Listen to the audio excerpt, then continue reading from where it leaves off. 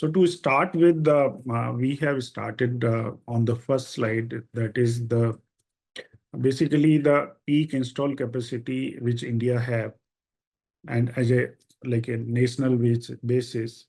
And out of that, 38.1% is the renewable energy. So having so much of capacity addition, then it becomes a little challenge going further that how we handle it. Now, going further, if we see on the next slide, this is the situation of the peak load, which is in 2930. So if we see practically in 2930, see, the install capacity would be around 777. So and half of that, almost 52% of that would be the renewable energy. So now and for that matter, the peak of that time is expected to be 334 gigawatt. So if we see, let's move to the next slide, please.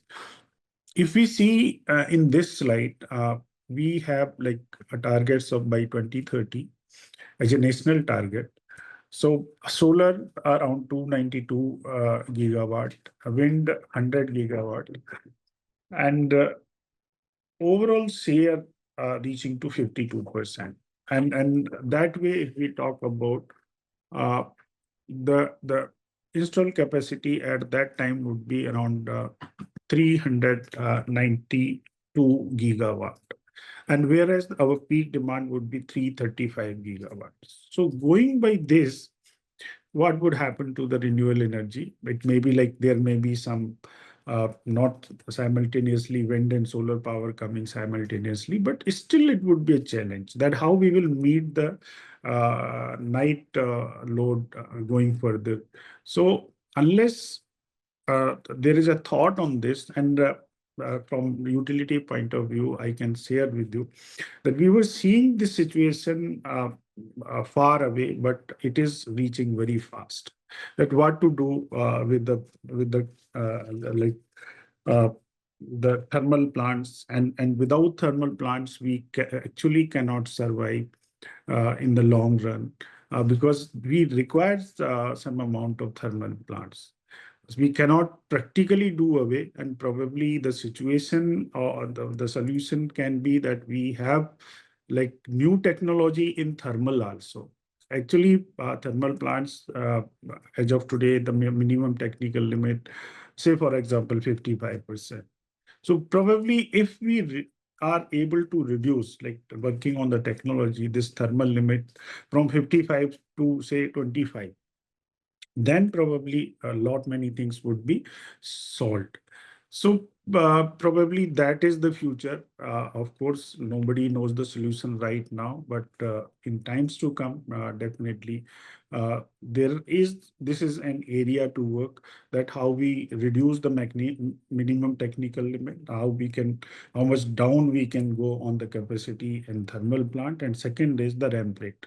Ramp rate of thermal is very low uh, because once we go on the renewal part of it, then in the evenings, when solar goes down, the other plant, thermal and other plants has to ramp up. So at that time also, we need the faster ramping up. Otherwise, in normal case, it takes 3 to 4 hours in ramping up, and that is the probably the situation which we need to find out the solution to address. And very high penetration, actually, uh, two, three issues that what would happen, say sunlight is available during the day, what would happen during the night. And then excess power, if it is generated during the day, what is to be done for that excess power. And see the just if you go to the next slide, please. Uh, I'll share with an example of my company. See, we have a peak demand of around 2481 megawatt, whereas the minimum demand is around 600 megawatt. So, and see how you meet this. And my even my renewable tie-up by next year would be more than 1,000 megawatt. Going by this situation, we would be like almost surplus on renewable part of it. And what is 2 billion? Unless we have the storage capacity, of course, we are working on that storage capacity of it. But it is not we as a utility, it is for everybody. Now, energy storage a roadmap as far as like the nation is concerned. There are 411 gigawatt hour of energy storage capacity, which is estimated by 2132. And this is a huge investment. The investment, say, suppose we take 1.5 CR uh, uh, per megawatt hour, then would be around 6.15 lakh crores of rupees. A huge amount. Even if, see, it is irrespective of whether it is coming from the battery or is coming from PSP. But battery prices I'm telling about right now. So that is a huge amount which is coming out to meet this requirement. Let's go to the next slide. Now, as a DISCOM or as a power system, if we say we have the high energy, renewable energy penetration, there is a grid instability when the power is in excess. At that time, we have grid instability, or suddenly the generation goes out. That is because of weather changes and all. Because weather is very difficult to predict, and when it is not predicted, then how you make arrangement for meeting those eventualities. Of course, the agencies are working on weather predictability, but still the focused weather predictability. Say, for example, there would be rains in Delhi. So where Delhi is such a big area, whether it is south, north, east, west, where it would happen, or it will be how much the temperature will go down. So all those challenges, still those challenges we are facing day in, day out to find out the demand, as well as this is applicable for the generation also. So these are like 4 or 5 things which we feel there are challenges if we have to deal with the renewable energy penetration. Let's go to the next slide. The next question comes. Next question comes that which place we have to have the energy storage is not changing. Yeah. So it is always like a question that which place we should have the best, whether we should have in generation, whether we should have in the transmission, or we should have at the discom. Uh, there are, I have just written down that what are the pros and cons at various places. But going further, my answer to it would be right now, everybody sees that it has to have everywhere. It has to be part of generation. It has to be part of discom, or it has to be part of even transmission to deal with the situation which we are facing in few years. Actually, uh, say, for example, discom side, we have already started working on FDRE. Many tenders have come for the fixed and dispatchable renewable energy tenders. Many tenders have come. That is to just to have a fixed amount of uh, the the megawatt available at irrespective of the weather and all those things. There is a contract between the generator and the discom. So that will actually force the generator to either have a perfect mix of all energies to provide to meet those requirements of variation, or there has to be storage per se. So that is in a way on the generator side. And generally on the generator side, you need to have the larger time storage, like bigger storage, which can be for 4 hours, 5 hours, or up to 8 hours. So that when the generation is not available, the storage can meet that. Discom side, the purpose is a little different. It is 1 to 2 hour, and we can definitely 1 to 2 hour capacity is required to saving off the peak, or to meet out the deviation in the forecasting of the demand. So that those things will come actually from the discom side. So there has to be a mixture of it, and of course, like cycle, I'll come again, but to make it possible for, because distribution, you have to have more cycles of charging and discharging. If we have battery energy storage or PSP, like at least 2 cycles, if it is there, then probably it makes more economic sense to have a storage at discount rate. Let's go to the next slide, please. So key component, I think my fellow speaker has already covered. I need not to go for it. Actually, we have 10 megawatt, 10 megawatt hour best plant at Tata Power Delhi since 2018. We have this plant, and we have a operation experience of around 6-7 years in this. So these are few photographs of our battery energy storage, and contrary to present architecture of having it in containers, we have this 10 megawatt hour plant in building. And this is operating, we are able to operate it successfully for last 7-8 years. We have the community base also.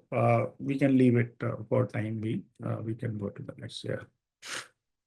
So these are the basically we are to have the storage in even discom level also, that we can have at the grid level. Grid means bigger substation level at 11 kV, or we have at the each transformer level also. So that is again under the pilot stage, that actually to work out that where it is better to have it. But right now it is coming out that it is better to have it at least grid level. Probably the pole mounted and further distribution mounted, distribution transformer mounted energy storage system have to develop further to make it as a case to install. Please go to the next slide. Uh, Key best application where we have utilized it in the load management. Basically, if we see the capacity, that peak, where any discom probably, if you see the peak, 10% of the top peak happens only 10 times in a year, almost 10 times in a year. So 10 by 10 rule, we can say that mostly otherwise the discom is operating below that 90% of the peak. So for only for that 10%, having the capacity from transformer side, on the grid side, and everywhere, it becomes little more taxable. It becomes little uh, not so prudent a decision. So BAS can be used for saving off that peak. Another is actually the arbitrage also, the last one, energy price arbitrage.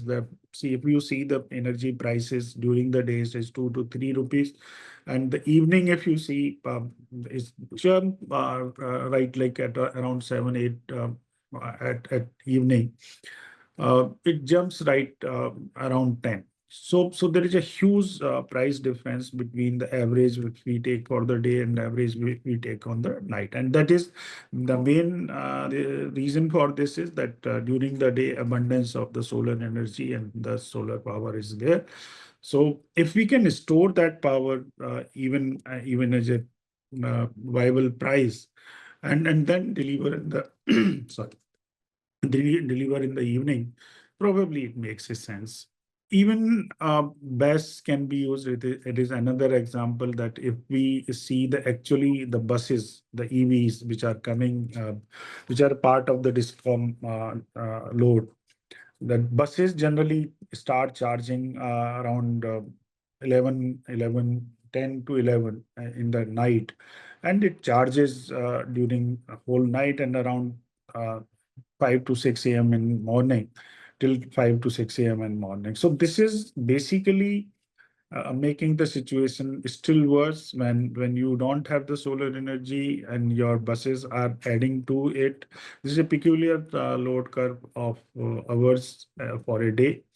So this is how the BESS can be used, that whenever these EVs are coming, and probably when we are finding it difficult to serve that load, so that storage can be used to serve this energy. Next. Similarly, this is also whenever variations are there, because it's very difficult to predict the forecast, the load demand. So actually, when we still, with the best of the software, best of the people around the world, the variation is 5 to 10% in the demand prediction. So that to meet that, and that's a huge. Say for example, if I take say 2,500 megawatt of our demand, and if it is like a 10% variation, it is 250 megawatt, and 250 megawatt means around 2 lakhs of the consumer without power. So we cannot afford that much. So for that also this BESS can be used. Go to the next slide, please. This is again arbitrage, that during the day, whenever you are having a cheap power available, charge the battery energy storage system, and whenever you have the expensive power, at that time you drain the system. So that difference makes it very much viable. And otherwise, uh, see, I would say if you have the 2 cycles, which is north, we are not getting. We are getting around 450 cycles in a year. We are not exactly getting 2 cycles per day, which makes like 730 cycles in a year. So in a year, instead of 730, we are able to get around 450. So this cycles is because of the weather variations in north. Uh, but if more and more, like if we can increase the utilization, this makes further financial sense into it. Next slide, please. Of course, this is very well, everybody knows that it has become more viable, battery energy storage system in last 2 years, when the prices have gone down. And we are not sure whether prices will stay at this level going further. And if it goes again up, then probably we need to rethink over whether it makes economic sense for going for battery energy storage and all other systems. Yes. This my fellow speaker has already shared, and a few of the challenges. Go to the next slide, please. And this is the last slide. Uh, a few of the challenges which we feel because of operations we have for the last 6 7 years.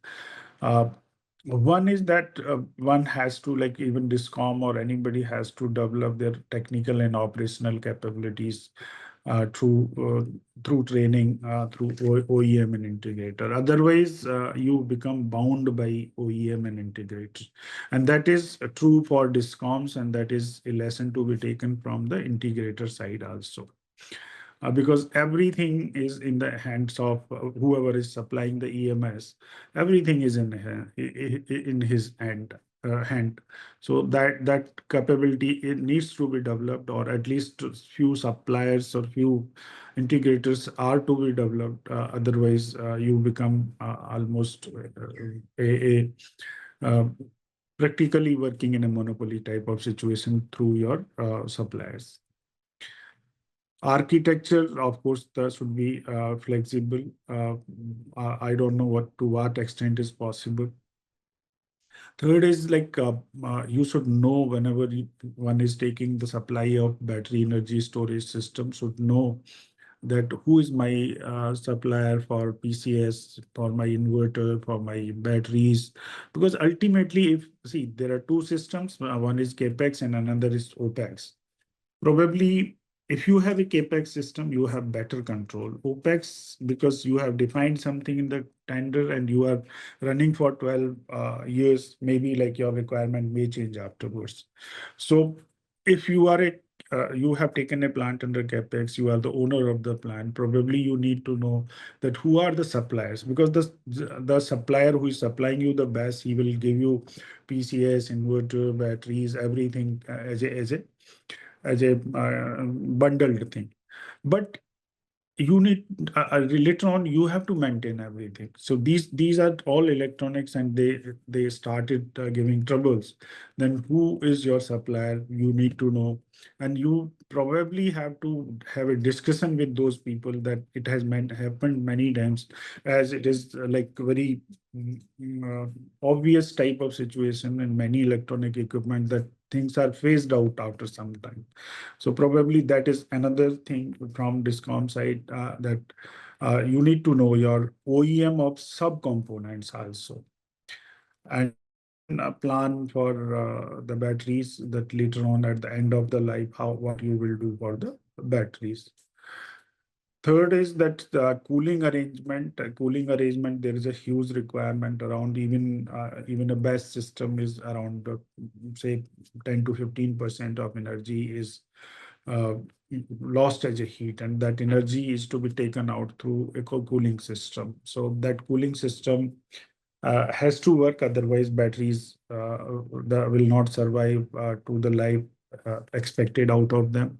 And these cooling system gives really a trouble during the day, because it seems to be a not very important, but when you really operate a plant, your cooling system has to be very sturdy, and it has to operate as expected. So probably these are the few things which we can share as a, because as a operator or from operation and maintenance side. Thank you very much. Thank you everybody for listening.